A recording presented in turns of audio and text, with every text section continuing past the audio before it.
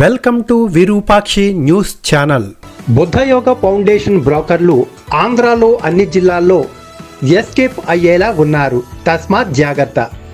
బుద్ధయోగ foundation Guntur కేంద్రంగా నిరుద్యోగులను మోసం చేయటానికి ఆంధ్రాలో ప్రతి జిల్లాలోని ముఖ్య పట్టణాల్లో నిరుద్యోగ యువతను టార్గెట్ చేసింది. ఇందులో ముఖ్య పాత్ర వహించింది బ్రోకర్లుగా వ్యవహరించిన మధ్యవర్తులు.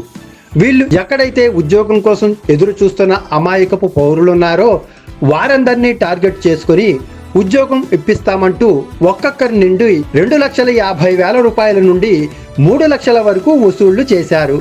ఈ వసూలు చేసిన డబ్బంతా మధ్యవర్తుల కమిషన్ బేస్పై నిరుద్యోగుల నుండి సేకరించిన డబ్బు.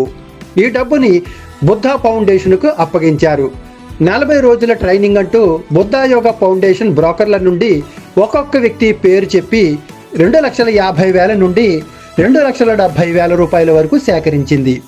ఇదే తడవుగా బ్రోకరేజీ చేసిన మధ్యవర్తులు కూడా అమాయకపు నిరుద్యోగుల నుండి సేకరించిన లక్షల రూపాయల డబ్బులు కమిషన్ పేరుతో ఒక్కొక్కరి వద్ద 40,000 రూపాయల నుండి 70,000 రూపాయల వరకు అవకాశాన్ని బట్టి ఉద్యోగ ఎర చూపి దోచుకున్నారు. ఇప్పుడు ఒక్కొక్కటిగా బుద్ధయోగ ఫౌండేషన్ మోసపు స్కామ్ బయటపడుతూ ఉండటంతో బ్రోకరేజీ చేసిన మధ్యవర్తులు పారిపోయే స్థితిలో ఉన్నారు. కాబట్టి అన్ని జిల్లాల్లో ఉన్న బుద్ధయోగ ఫౌండేషన్ బ్రోకర్లను పోలీసులు అదుపులోకి తీసుకుంటేనే ఎవరి వద్ద నుండి ఎంత డబ్బు వసూలు చేశారో, కమిషన్ పేరుతో నిరుద్యోగులను ఎంతవరకు మోసం చేశారో తెలియవస్తుంది.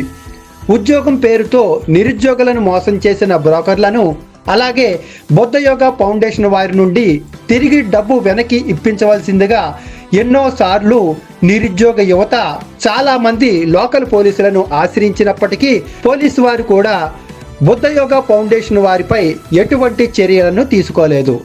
అప్పు తెచ్చి వడ్డీలు కట్టలేక భార్య పుస్తులను అమ్ముకున్న నిరుద్యోగులకు ఈరోజు ఎటువంటి న్యాయం జరుగుతుందో ఎదురు చూడవలసిన పరిస్థితి ఉంది.